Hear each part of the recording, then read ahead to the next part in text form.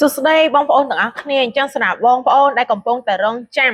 ម៉ូទ័របាញ់គ្រាប់កឹបរបស់យើងណានេះឥឡូវរបស់ពួកយើងបានចូលស្តុកហើយអញ្ចឹង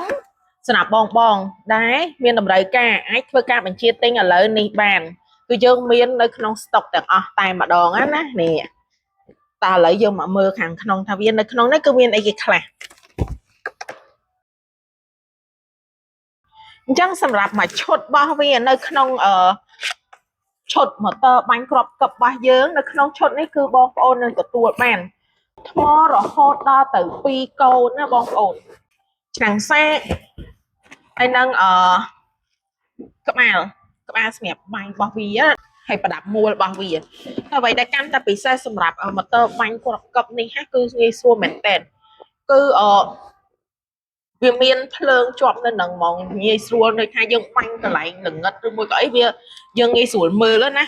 អញ្ចឹងសម្រាប់បងប្អូនដែលមានតម្រូវការអាចធ្វើការបញ្ជាទិញឥឡូវនេះដើម្បីទទួលបានតម្លៃពិសេសឬមួយក៏អញ្ជើញមកមើលដល់ទីតាំងហាងផ្ទាល់អរគុណច្រើន